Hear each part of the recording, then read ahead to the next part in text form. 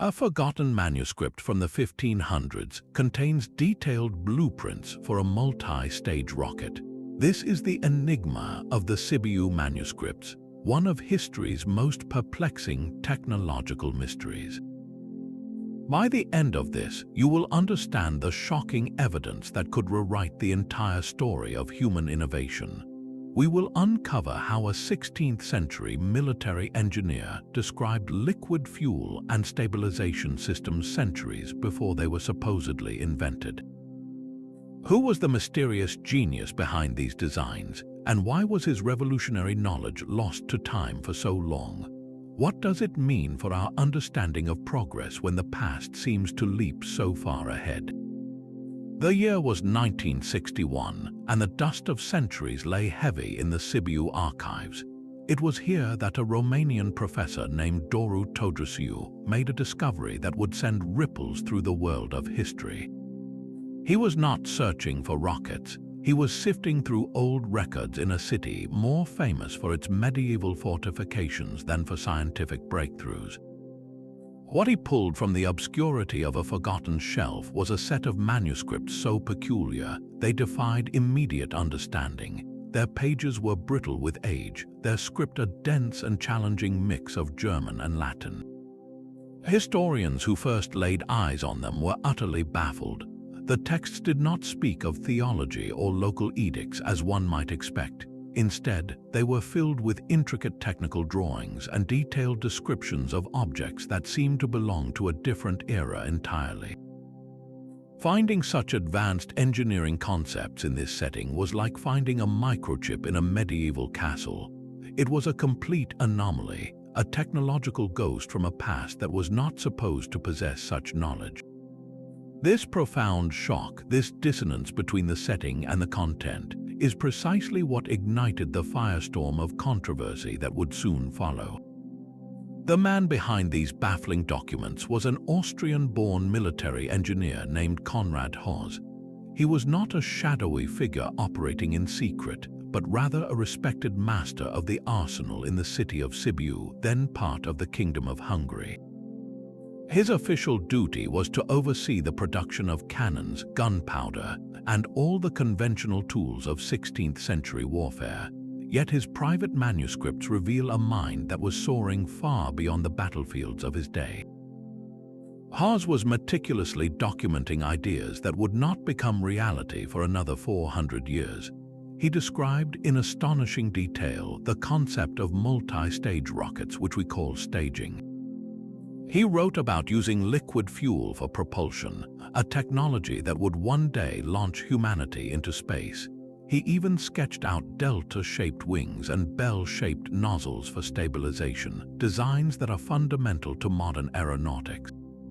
So why would a man in his position, a practical military engineer, spend his time theorizing about such seemingly impossible machines? Was he a pure visionary, dreaming of a future he knew he would never see? Or was he a brilliant theorist, working out the fundamental physics on paper because the materials to build them did not yet exist? His motivations remain one of the core mysteries. He left behind no grand manifesto, no clear statement of intent. We are left with only these incredible blueprints, a silent testament to a genius that the world was simply not ready to understand. The very practicality of his day job makes the radical nature of his private work all the more compelling. This was not wild speculation, but the systematic work of a trained engineer, which forces us to ask what other sparks of genius have been lost to the dust of forgotten archives. Within these fragile pages, Conrad Haas laid out a design that seems to leap across 4 centuries. His central, most shocking revelation was the blueprint for a multi-stage rocket. To understand how revolutionary this was, picture a modern space launch. A massive rocket like the Saturn V does not fly into space in one single piece. It is built in sections or stages stacked on top of one another. Each stage has its own engine and fuel tank. When the first stage burns all its fuel, it detaches and falls away, making the vehicle much lighter. Then the second stage ignites, pushing the now lighter payload even faster and higher. This process, called staging, is the fundamental principle that allows us to escape Earth's gravity. And Conrad Haas described this exact process in the 1500s. He wrote of connecting several rockets together, with the smaller ones igniting only after the larger, lower ones had been jettisoned. He was essentially detailing a step rocket, a concept that would not be formally developed until the 20th century. But Haas did not stop there. His vision for stabilization was equally advanced. He sketched delta-shaped wings, a design we now associate with high-speed aircraft and re-entering space capsules for controlling the vehicle's flight path. He even illustrated bell-shaped nozzles on his rockets. In modern engineering, these nozzles are critical for focusing the explosive exhaust of fuel into a controlled, powerful thrust. For a man working with only black powder and brass, to conceive of such aerodynamic principles is nothing short of breathtaking. This was not a vague fantasy. It was a technical document describing specific mechanisms for assembly, ignition, and separation, penned centuries before Robert Goddard or Konstantin Tsiolkovsky, the acknowledged fathers of rocketry, were even born. The manuscript presents us with a profound puzzle. How could one man's mind have traveled so far, so fast, with no apparent path to follow? But Haas' genius did not stop with the rocket structure. He peered even deeper into the very heart of propulsion itself and described something far more volatile and advanced than simple gunpowder. He wrote of using liquid fuel. In an age dominated by solid black powder, this was a conceptual leap of staggering proportions. His proposed mixtures were as inventive as they were flammable, potentially including brandy or other strong spirits. Think of the difference between a simple sparkler and a modern engine. A solid fuel rocket burns all at once, a brief, uncontrollable fury. But a liquid fuel system is a complex dance where fuel and an oxidizer are carefully metered and mixed, creating a controlled, sustained thrust that can be managed and directed. This is the principle that powers rockets to the moon. For Haas to conceptualize this in the 16th century reveals a mind that understood propulsion not just as an explosion, but as a process to be engineered. Yet this also presents a haunting question. Could he have ever tested such a volatile mixture without the precise pumps and metallurgy of the modern era? The very idea hints at a theoretical brilliance trapped by the technological limitations of its time, a blueprint for a fire it could not safely contain. And what good is a powerful rocket if it cannot fly straight? Haas understood this fundamental challenge intimately, and his solutions for stabilization were, once again, centuries ahead of their time. He described and sketched fin stabilizers, those familiar wing-like projections at the base of a rocket that act like the feathers on an arrow, providing aerodynamic stability to keep it from tumbling wildly. But he went further, into territory that borders on the prescient. Some historians interpreting his texts believe he was grappling with the core principles of gyroscopic stabilization. This is the same concept that keeps a spinning top upright. In a modern context, gyroscopes are essential for guiding missiles and spacecraft, using the inertia of a spinning mass to maintain a fixed orientation in flight. For Haas to even approach this concept while working with rudimentary materials is a testament to his profound grasp of physics. He was not merely inventing a bigger firework. He was systematically solving the problems of controlled, stable, and directed flight, piece by theoretical piece. He envisioned a vehicle that could not only leave the ground but could be commanded on its path through the sky. So we are left to wonder, were these the isolated jottings of a dreamer or something more deliberate? Could these pages represent a lost thread in the tapestry of science, a path not taken that might have led us to the stars far earlier? The drawings themselves are the most compelling evidence, a silent argument sketched in ink and parchment. Imagine holding one of these pages, feeling the texture of the paper, and tracing the lines a meticulous hand drew over 450 years ago. You are not looking at crude doodles or symbolic art.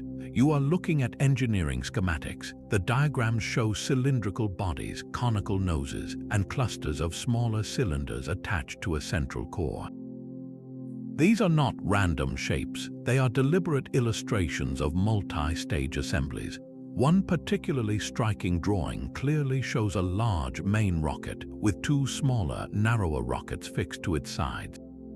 Lines connect them, suggesting a structural link and perhaps even a transfer of force or fuel. It is a step rocket rendered with a clarity that would be at home in a 20th century textbook. The precision is haunting. You can see what appear to be fuel lines, delicate channels drawn to connect different sections of the vehicle.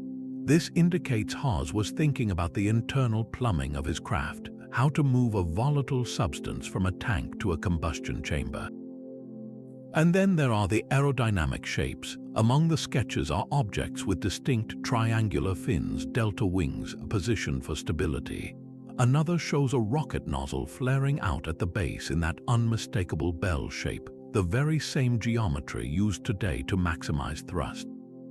If you were to place one of Haas's diagrams side by side with a cutaway drawing of a modern rocket like the V2, the family resemblance is uncanny.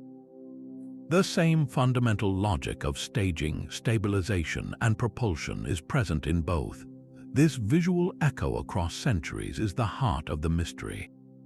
It forces a difficult question. Are we seeing the isolated, lucky guesses of a brilliant mind, or are we looking at the lost blueprints for a technology that was conceptually born, fully formed, centuries too soon? This brings us to the great, haunting question at the center of the Sibiu Manuscripts. Was Conrad Haas a singular, isolated genius, a man whose mind inexplicably leaped 400 years into the future? Or was he not an originator but a compiler, the last known scribe of a forgotten lineage of technological knowledge that has since vanished from history? The sheer completeness of his ideas suggests he might have been building upon a foundation laid by others, thinkers whose names are lost to us. Consider the known pyrotechnics of his era. The rockets of the 1500s were simple fireworks, little more than cardboard tubes packed with gunpowder. They were spectacular, yes, but they were wildly unpredictable, shooting off in random directions before fizzling out. They were a far cry from the complex, engineered vehicles Haas described. His designs represent a quantum leap, not a simple step forward. It is the difference between a child's paper airplane and the detailed blueprints for a jet engine.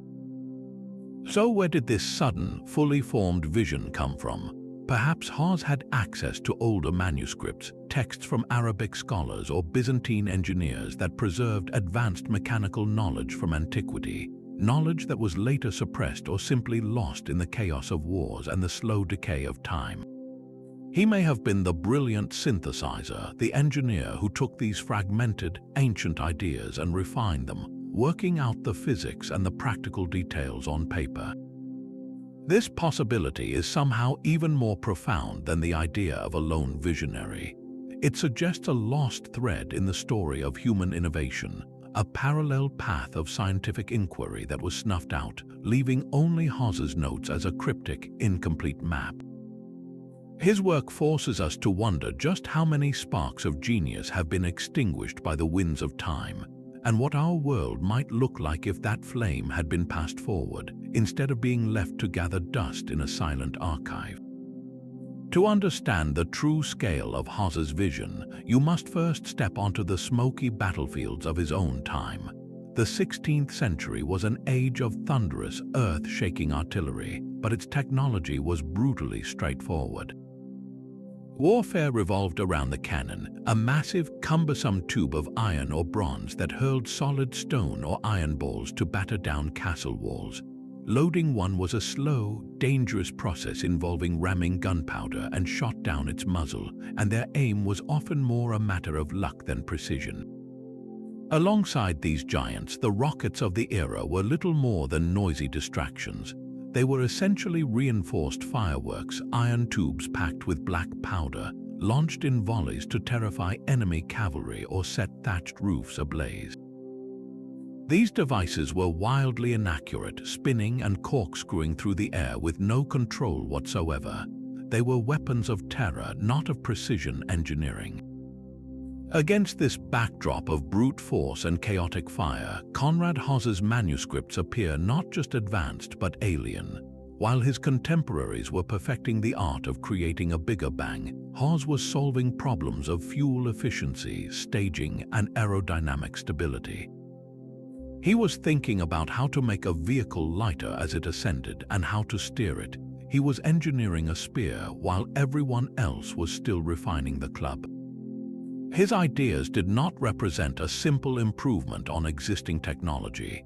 They represented an entirely new branch of physics, conceived in a world that had not yet even fully mastered the cannonball. This stark contrast makes his work all the more extraordinary and his silence all the more profound. Why did he not share these world-shattering concepts with the princes and generals who would have paid a fortune for any battlefield advantage? Perhaps he knew that the world of the 1600s simply lacked the materials and the mathematics to build his dreams, leaving his genius to wait centuries for an audience that could finally understand his language. Why would a military engineer design such advanced technology? The manuscripts themselves point toward a clear, immediate purpose. Conrad Haas was a man of his time, and his primary focus appears to have been the art of war. His designs for multi-stage rockets and liquid fuel systems were likely intended to create a new class of weapon, one capable of delivering an explosive payload over distances far greater than any cannon of the era could manage. Imagine a projectile that did not follow a simple, predictable arc, but could be guided, in theory, to strike a specific target with terrifying precision. This was the ultimate military fantasy, a weapon that could decide the outcome of a siege or a battle from a previously impossible range. His notes on stabilization were the key to this accuracy. A tumbling rocket is a useless weapon, but a stable one becomes a flying spear, a delivery system for destruction. In this light, Haas was simply doing his job, but with a foresight that was utterly revolutionary. He was trying to build a better cannon, one that flew, yet the sheer ambition of his design suggests his vision may have stretched far beyond the battlefield. Could a man who conceived of step rockets and controlled thrust have failed to look up at the night sky and wonder? Some scholars believe they have found hints of this broader, more philosophical ambition within the texts. Haas reportedly wrote of the potential for these devices to be used for illumination or even for signaling. While this sounds practical, it also opens a door to a more profound interpretation. In an age without electric light, the idea of creating an artificial star, a man-made light in the heavens, is a deeply symbolic act. It is a short step from creating a signal flare that pierces the darkness to dreaming of a craft that could one day travel towards those distant points of light. He did not write explicitly of space travel, for the very concept barely existed in the 16th century, but he was laying the entire mechanical and theoretical foundation for it. The multi-stage rocket is the only technology that makes escaping Earth's gravity possible. The liquid fuel engine is the only way to achieve the controlled, sustained thrust needed for such a journey. The stabilization fins and gyroscopic principles are what allow a vehicle to navigate the void. By solving the fundamental engineering problems of rocketry, Haas was, whether he knew it or not, drafting the very first blueprints for a journey to the stars. His work stands as a haunting duality, a set of practical military designs that also form a perfect, if unconscious, prophecy of human spaceflight. This leaves us with a deeply resonant question. Was he merely a brilliant weaponsmith, or was he the first human to unknowingly chart the physical principles that would one day carry us to the moon? Yet for every mind captivated by this mystery, another voice urges caution. The world of historical discovery is filled with mirages, and the skeptical perspective is vital. Could these astonishing manuscripts be something other than rocket blueprints? One prominent counter-argument suggests that we, with our modern eyes conditioned by a century of spaceflight, are simply misinterpreting older technologies. Perhaps these intricate drawings are not of rockets at all, but of elaborate fountains or water pumps where the bell-shaped nozzles are simply spouts and the staging represents tiers of a decorative water feature. Others propose they depict advanced, multi-stage fireworks for royal celebrations, or even symbolic apparatus from the world of alchemy, where vessels and retorts represented spiritual, not physical, journeys. The line between a rocket and a complex firework is admittedly thin, and it is possible we are seeing an exceptionally advanced version of the latter, not the former. Then there is the question of authenticity. Could the entire document be an elaborate hoax, a clever forgery planted to deceive modern historians? This theory, however, faces a formidable obstacle. Carbon dating of the paper and ink places them firmly in the 16th century. The materials are authentic to Conrad Haas's lifetime, making a modern forgery practically impossible. The mystery, therefore, is not in the parchment's age, but in the meaning of the marks upon it. The linguistic challenge adds another layer of doubt. The manuscripts are written in a dense, archaic German script, filled with technical terms that have no modern equivalent. Words that enthusiasts translate as fuel or stabilization could have had entirely different meanings in the context of 16th century engineering or alchemy. When a modern researcher reads liquid fuel, is Haas describing a volatile spirit for propulsion, or is he referring to a component for an alchemical distillation? The original text is a labyrinth, and every translation is an interpretation. It is entirely possible that well-meaning scholars, excited by the potential discovery, have over-interpreted these passages, seeing a spaceship where Haas saw only a particularly sophisticated fountain or a symbolic diagram. This is the skeptic's core case. They do not deny the manuscripts are fascinating, but they warn us against the powerful temptation to find our own reflection in the distant past. They remind us that history is a foreign country, and sometimes the most extraordinary artifact is just an ordinary object, viewed through a lens of time that distorts as much as it reveals.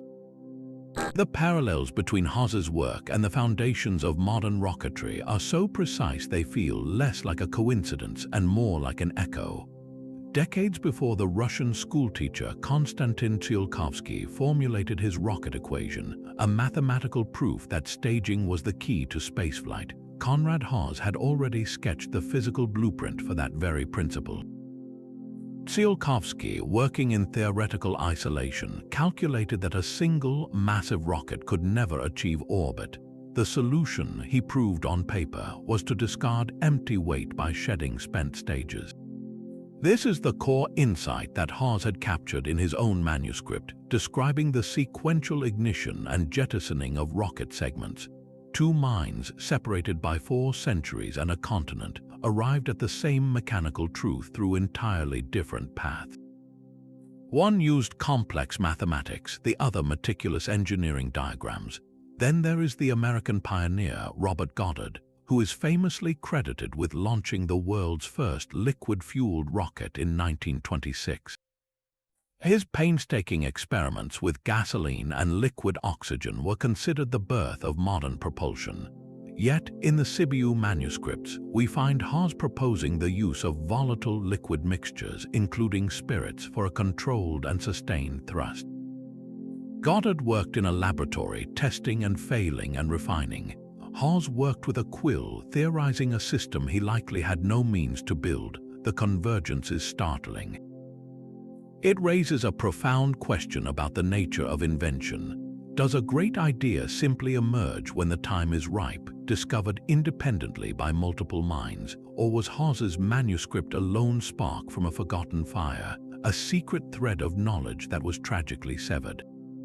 This question becomes even more compelling when we look at the physical designs. The bell-shaped nozzles and delta-wing stabilizers sketched by Haas bear an uncanny resemblance to the iconic forms of the German V-2 rocket developed under Werner von Braun. The V-2 was the first practical, long-range guided ballistic missile, and its success directly paved the way for the space race. Its design was not born in a vacuum. It was the culmination of decades of incremental engineering progress. So how do we explain a 16th-century engineer drafting its core visual and conceptual components? The skeptic would call it a miraculous case of parallel thought, a testament to the universal logic of physics. But the romantic cannot help but wonder if von Braun's work was, in a way, the rediscovery of a path that Conrad Haas had already mapped, a path lost for centuries in a dusty archive. This is the true enigma of the Sibiu Manuscripts. They force us to confront the very pattern of scientific progress. Is it a straight, cumulative line, or is it a spiral where fundamental truths are found, lost, and found once more by minds finally ready to receive them? Conrad Haas was not working in a peaceful laboratory, but in the heart of a war machine. The Habsburg monarchy of the 16th century was a fortress under constant siege, locked in a desperate struggle for survival against the expanding Ottoman Empire. This was not a time for abstract scientific publication. It was an age of military secrets and existential threats. The court in Vienna would have seen Haas's designs not as a curiosity, but as a potential superweapon. Imagine the perspective of a Habsburg general poring over these schematics. A rocket that could fly over enemy walls and strike a specific target inside a city, or a volley of guided missiles that could decimate an advancing Ottoman army before it even reached the front line. Such a device would have been the ultimate strategic advantage, a game-changer that could alter the balance of power in Europe. The instinct to classify this knowledge, to lock it away in a vault and share it only with the most trusted arsenal masters, would have been overwhelming. In this light, the disappearance of Haas's ideas is not a mystery but a standard procedure. The knowledge was likely buried not out of malice but for national security, becoming a state secret that died with the few men who were ever allowed to know of its existence. Yet there is another, more chilling possibility. What if the authorities were not just secretive but actively fearful? The power Haas described was immense and profoundly destabilizing. The same princes who craved a military edge might have also dreaded a technology that could make their own fortified castles obsolete. A revolutionary weapon in the wrong hands, perhaps used by rebellious nobles or peasant armies, could unravel the entire feudal order. The manuscript might have been deemed too dangerous to pursue, its development actively suppressed by a ruling class that understood its power to upend the world they knew. The knowledge was not lost, it was perhaps intentionally extinguished, deemed a fire too volatile to control. This political climate of paranoia and perpetual war creates the perfect conditions for a brilliant idea to be born and then immediately buried. It forces us to ask a difficult question. Was Conrad Haas's genius a casualty of war, a spark of innovation smothered by the very conflicts it was designed to win, leaving his revolutionary blueprints to wait centuries for a more peaceful world to unearth them? For centuries, the Sibiu manuscript simply waited. While Europe convulsed with wars and revolutions, while empires rose and fell, these fragile pages rested in the quiet gloom of the Sibiu archives, a part of the city's Lutheran library. Their survival is a minor miracle in itself. The building weathered fires that threatened to consume its entire collection. It stood firm as invading armies marched through the city streets, their soldiers oblivious to the technological prophecies stacked on dusty shelves just a few feet away. The documents were protected not by a grand design, but by sheer obscurity. They were filed away among thousands of other mundane records, their true nature hidden behind a script too dense and technical for casual readers to comprehend. They were ghosts in the archives machine, waiting for the one person who could see them for what they were. That person was Doru Todrisiu. His discovery in 1961 was not a dramatic treasure hunt, but the slow, patient work of a historian piecing together local history. He was studying the development of weapons and technology in the region when he pulled these specific manuscripts from the shelf. he immediately recognized that the intricate diagrams and technical descriptions were something extraordinary, something that did not fit the established timeline of scientific progress. Sibiu dedicated himself to the painstaking work of translation and analysis, becoming the first modern scholar to grasp the full, shocking scope of Conrad Haas's work. It was his academic paper, published in 1967, that finally ripped the manuscripts from their 400-year obscurity and thrust them into the glaring light of international scrutiny. He was the crucial bridge, the translator who gave a voice to Haas's silent blueprints. Today, you can follow in Sibiu's footsteps in a way. The original Sibiu manuscripts are no longer hidden in a dusty corner. They are carefully preserved, treated as priceless national treasures, and housed in the Romanian National Archives. They rest in the controlled climate of a modern institution, a far cry from the unpredictable environment of their former home. Researchers can now request to view them, handling the brittle pages with white gloves, tracing the very same ink lines that Conrad Haas drew. Yet for all this careful preservation, the manuscripts have lost none of their mystery. They sit in their protective casings as inscrutable as ever, their physical journey from a 16th century arsenal to a 21st century archive now complete. But their intellectual journey, the debate over what they truly mean, has only just begun. The true challenge of the Sibiu manuscripts begins not with the ink on the page, but with the words themselves. Deciphering Conrad Haas's technical German is like trying to read a complex wiring diagram where half the labels are written in a lost language. Modern translators must navigate a minefield of archaic terms where a single word can shift the entire meaning from a revolutionary rocket to a simple firework. For instance, when Haas writes about the substance that powers his devices, he does not use a clean, modern word like fuel. He uses terms that translate more closely to fiery spirit or combustible water. This could indeed refer to a distilled alcohol like brandy, a form of liquid fuel, but it could just as easily be describing a highly refined form of gunpowder slurry, a wet mixture common in pyrotechnics of his day. The context is everything, and it is frustratingly ambiguous. The debate over the word for stage is even more telling. Haas describes building what translators have rendered as a flying stack or an ascending congregation. He writes of one device being tied to another and the first one being consumed and then released. This clearly evokes the principle of staging. Yet, without the precise mathematical concept of mass ratio that Tsiolkovsky would later define, are we reading a description of a practical step rocket, or simply a more reliable way to chain fireworks together for a longer, more spectacular display? The most visually compelling evidence, the bell-shaped nozzles, rests on similarly shaky linguistic ground. The term used for these parts is not a technical one for a thrust nozzle. It is a more general word for a mouth or an opening. While the drawings show a flared, bell-like shape, a skeptic could argue this was merely an artistic convention for depicting any kind of orifice, or a structural reinforcement for the rocket's base to prevent it from bursting. Scholars who support the rocket theory point to the internal consistency, how all these terms, when read together, form a coherent picture of advanced rocketry.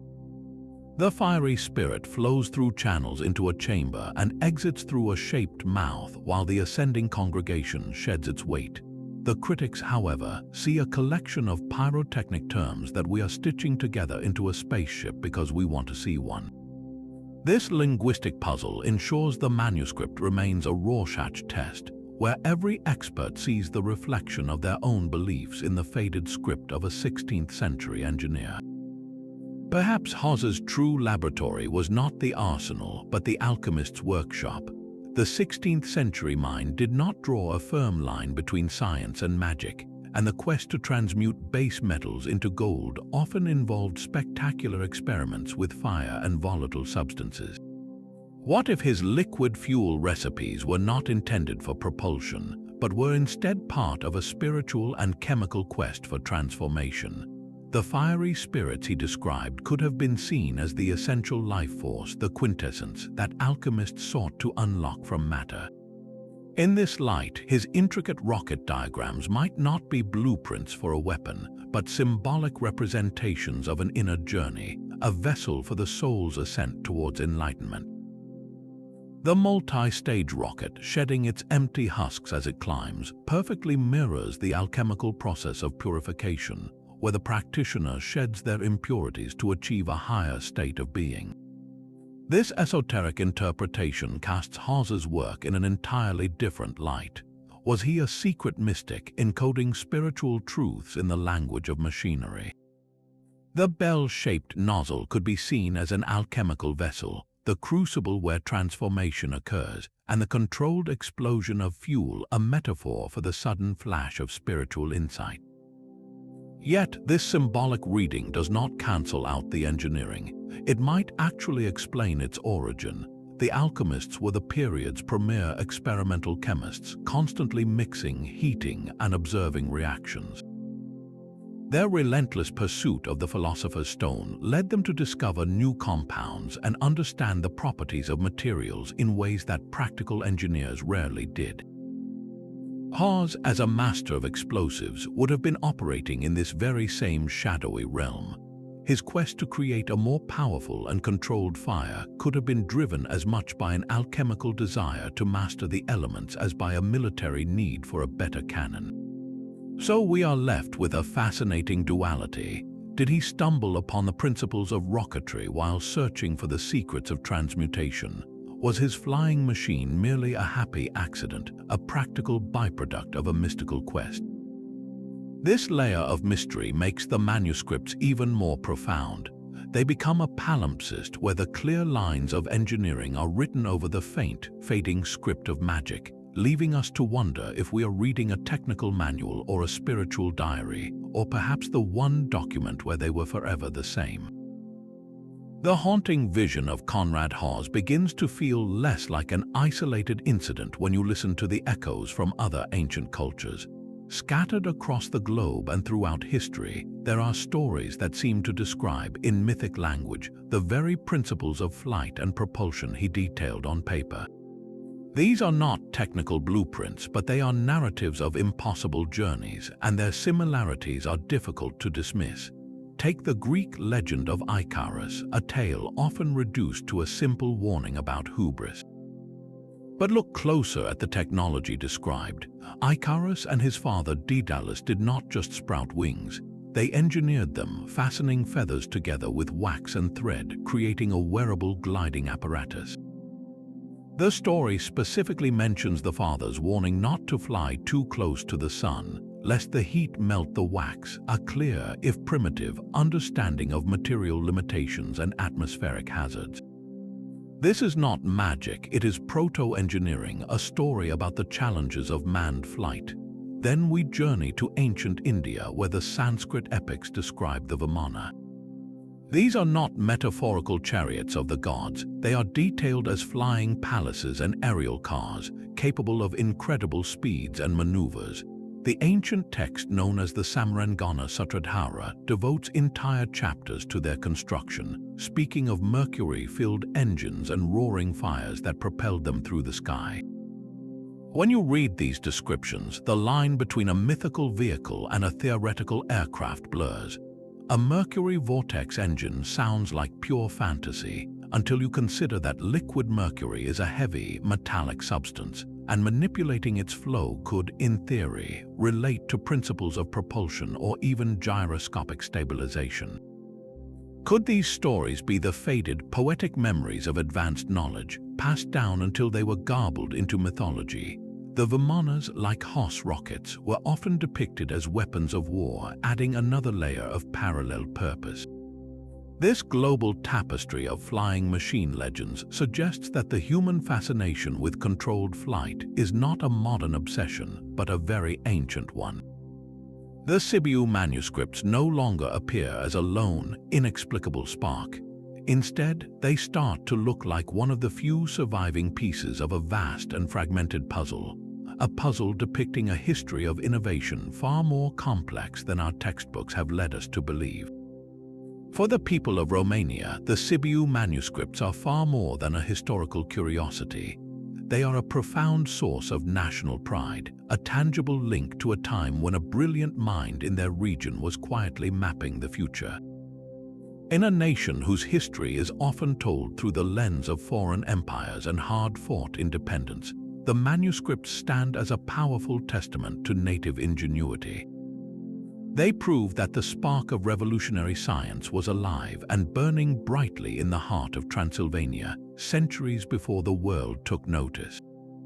Romanian historians speak of the documents with a sense of reverence and ownership.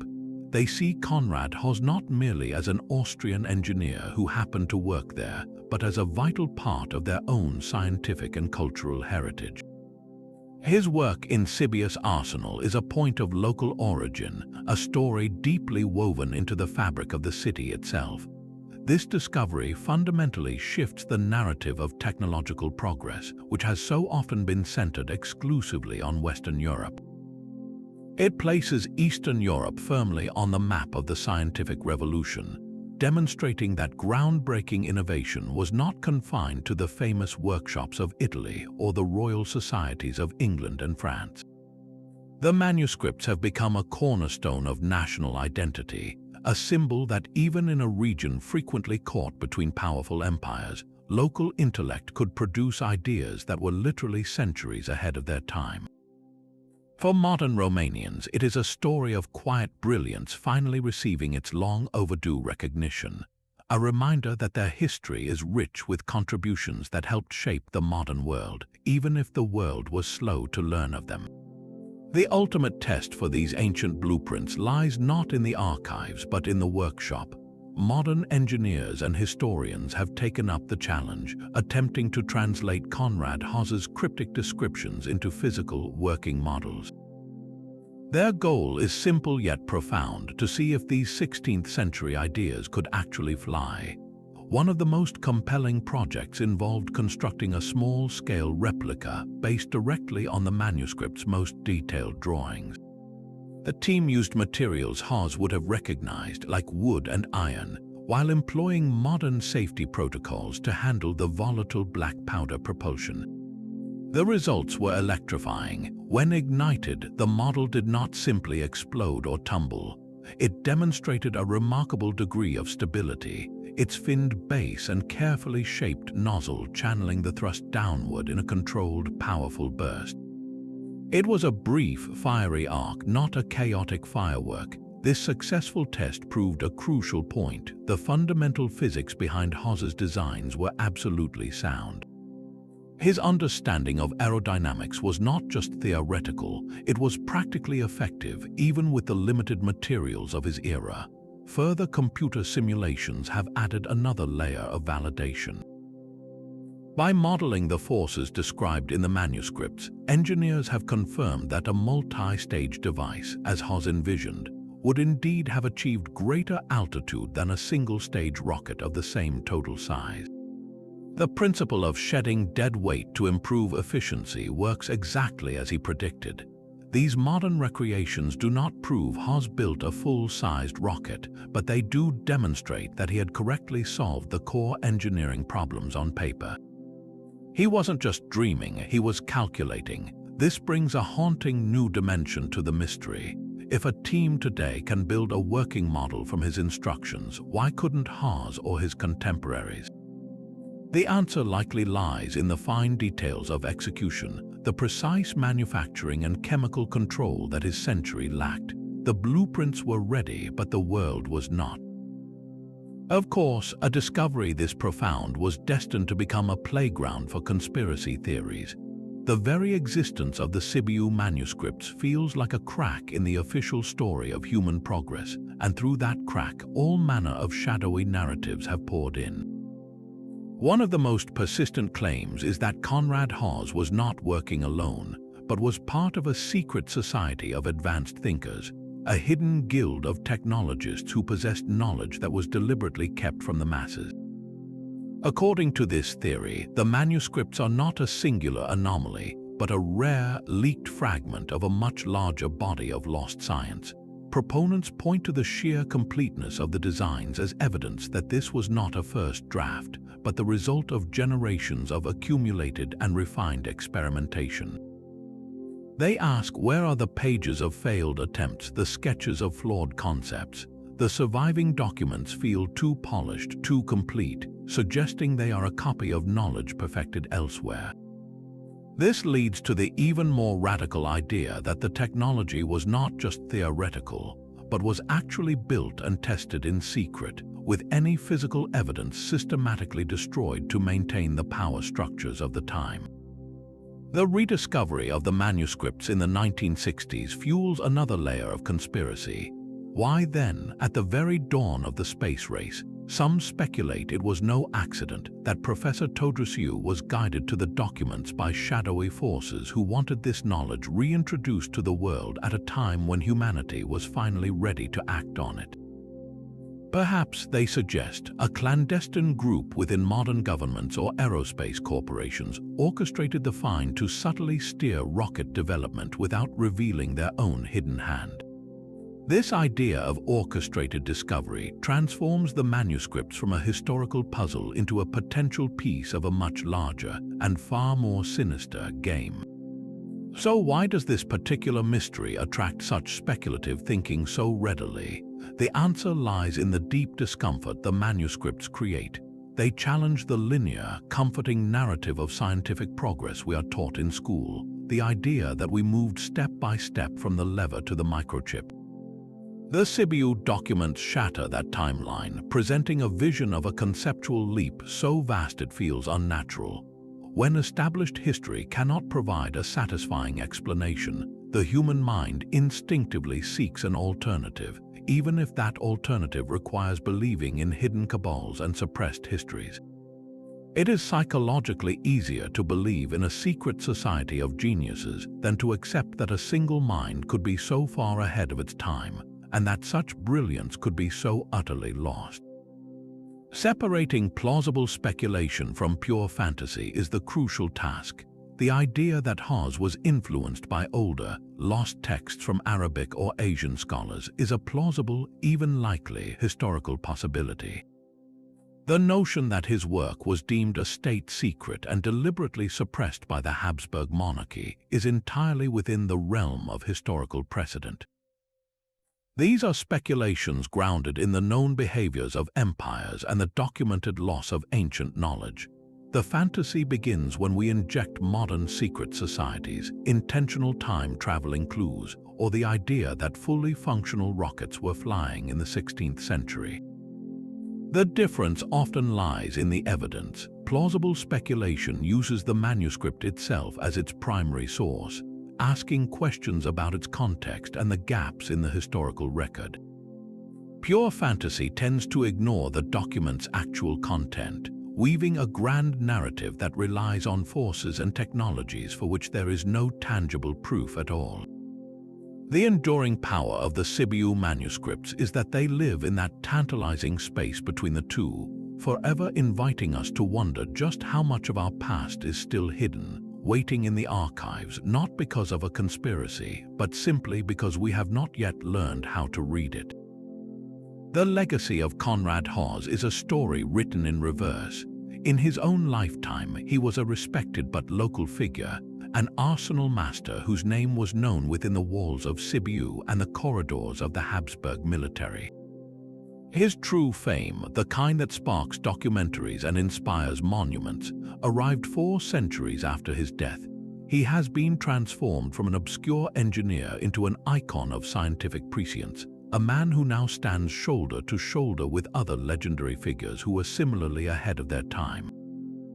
Consider Leonardo da Vinci, whose notebooks overflowed with helicopters and tanks and human anatomy.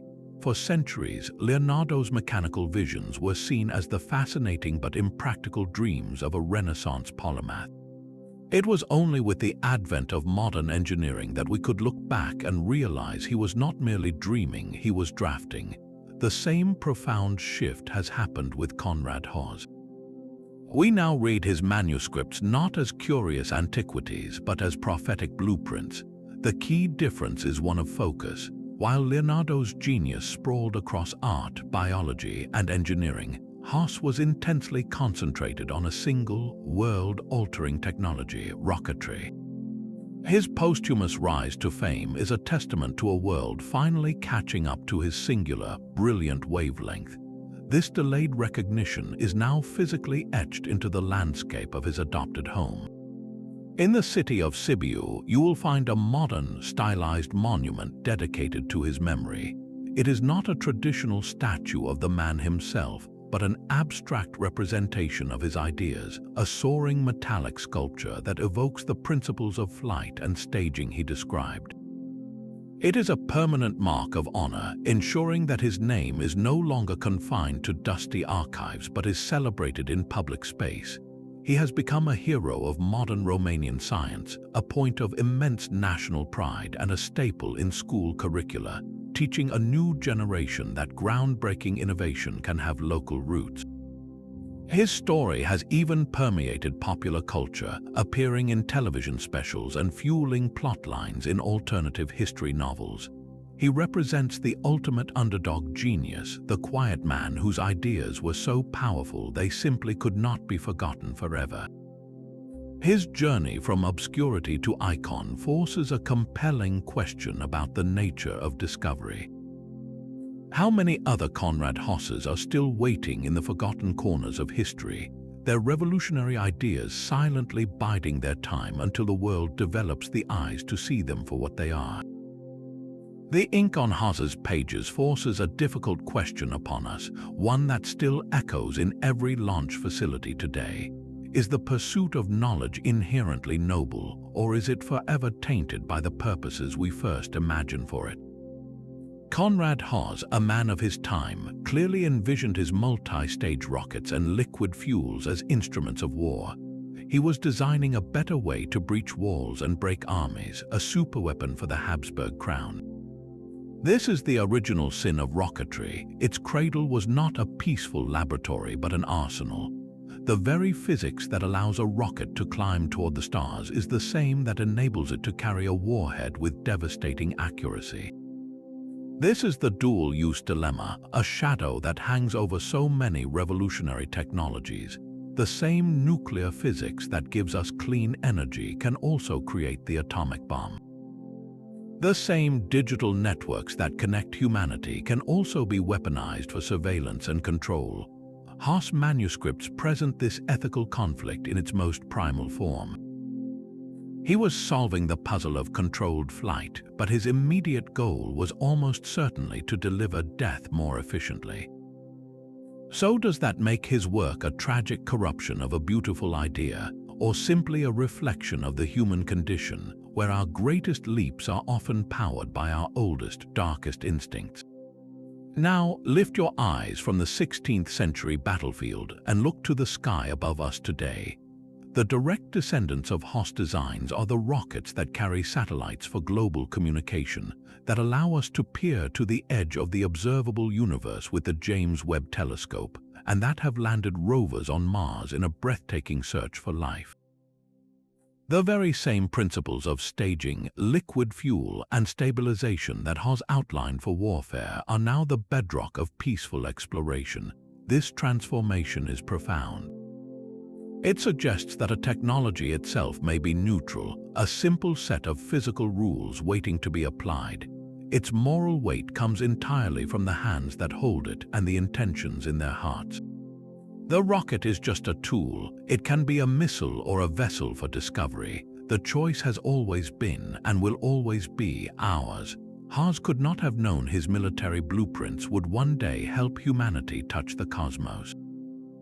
His story challenges us to look at the powerful inventions emerging in our own time, artificial intelligence, genetic engineering, and more, and ask ourselves the same difficult question. Will we use them to build higher walls or to finally reach for the stars? The physical truth of the Sibiu Manuscripts is written not just in ink, but in the very fibers of the paper itself. Carbon dating provides the unassailable bedrock of this mystery, a scientific verdict that silences the loudest claims of modern forgery. When researchers subjected the fragile pages to analysis, the results were unequivocal. The organic material dated squarely to the 16th century, placing the paper's creation within the lifetime of Conrad Haas himself. This is not an estimate or an educated guess. It is a measurement of radioactive decay, a clock that ticks independently of human interpretation. The paper Haas wrote upon was old when Isaac Newton was still a young man. This scientific fact slams the door on any notion that the documents are a clever 20th century hoax. The ink, too, tells a story of authenticity. Chemical analysis reveals a formulation consistent with iron gall ink, the standard writing fluid of Haas's era, made from tannic acids derived from oak galls and iron salts. This is not a modern synthetic compound that could be traced to a recent laboratory. It is a historical artifact in its own right. Furthermore, the specific composition of the materials aligns perfectly with the resources available in and around 16th century Sibiu. The paper's linen-based pulp, the local sources for the ink's ingredients, all of it fits the historical and economic context of the region. A forger would need to be a master chemist, a historian of obscure material science, and a procurer of centuries-old blank parchment, all to create a puzzle that would then be hidden away for decades before being discovered. The simplest explanation, supported by this hard physical evidence, is the most extraordinary one. These are exactly what they appear to be, genuine 16th century documents. So we are left with a profound conclusion. The mystery of the Sibiu manuscripts is not a question of their age, but a question of their content. The artifact is real. The real enigma is the mind that created it. Even after all we have uncovered, the Sibiu manuscripts leave us standing before a door for which we have no key. The biggest question is not what they contain, but why this revolutionary knowledge seemingly led nowhere.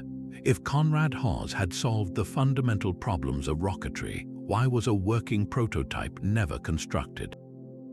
The most plausible answer lies in the brutal limitations of his era. The precise metallurgy needed to contain the pressures of a liquid fuel explosion simply did not exist. His volatile mixtures would have likely torn apart any brass or iron vessel available to him, turning a controlled test into a catastrophic fireball.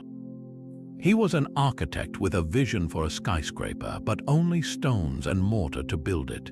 This leads directly to the mystery of patronage. Was Haas a lone wolf scribbling in isolation, or did he have secret patrons funding his research? The Habsburg court, constantly at war, would have been the obvious sponsor for such a superweapon. Yet there is no record of a royal grant or a princely commission for his rocket projects. This silence is deafening. It suggests his work was either so secret that all funding was deliberately kept off the books, or that his proposals were ultimately deemed too fantastical, too risky to finance. The question of collaboration is equally perplexing. Did he have assistants, a trusted circle of artisans and thinkers who helped him refine these ideas? The manuscripts themselves offer no co-authors, no acknowledgements. He appears as a solitary genius, yet the sheer scope of the work, the engineering, the chemistry, the physics, feels like the product of a team. Were their names lost, or were they sworn to an oath of secrecy that they carried to their graves? Perhaps the most tantalizing mystery of all is the possibility of missing pages. The surviving documents feel complete in their technical logic, but are they the entire story? Could there have been a companion manuscript, a theoretical volume where Haas detailed the underlying mathematics or the results of small-scale experiments? If such a book existed, its loss would be a historical tragedy of immense proportions.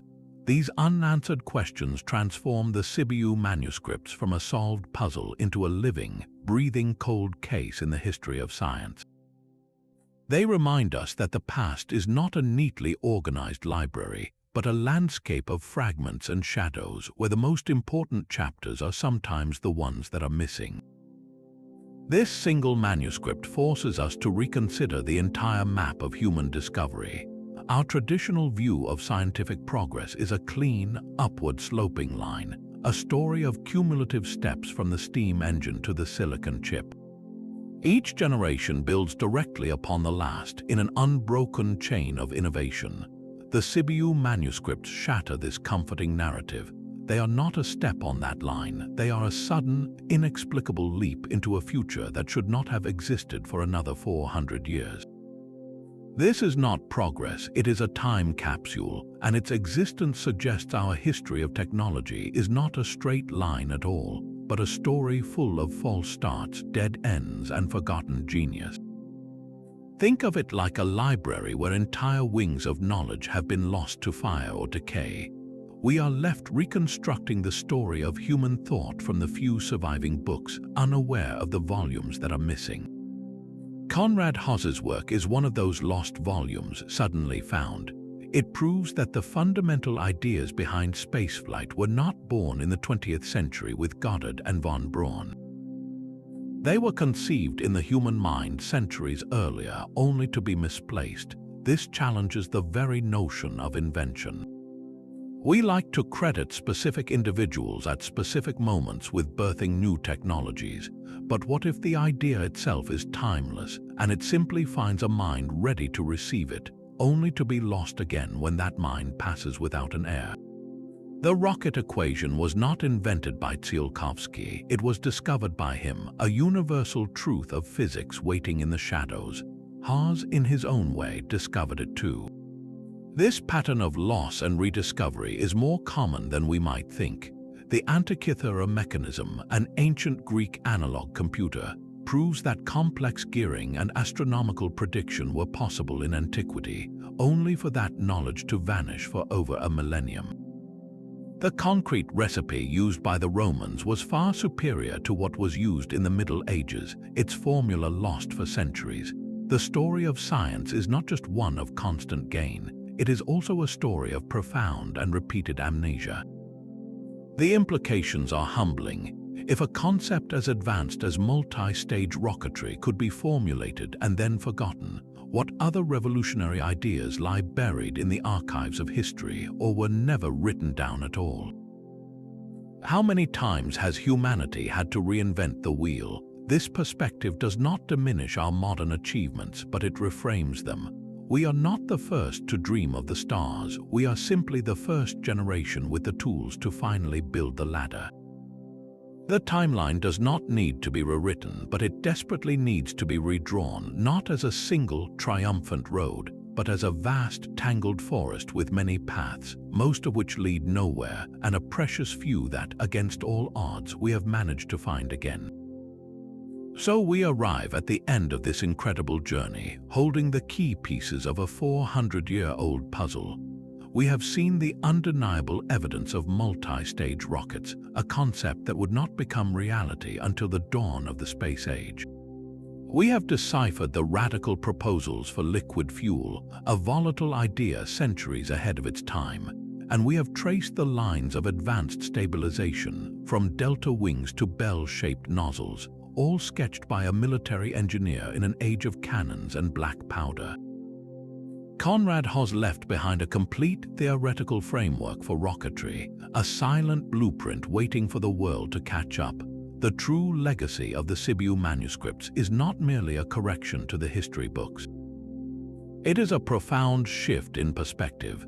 It forces us to accept that the past may be filled with silent revolutions, with sparks of genius that flared brightly and then vanished into the archives, leaving only cryptic clues for future generations.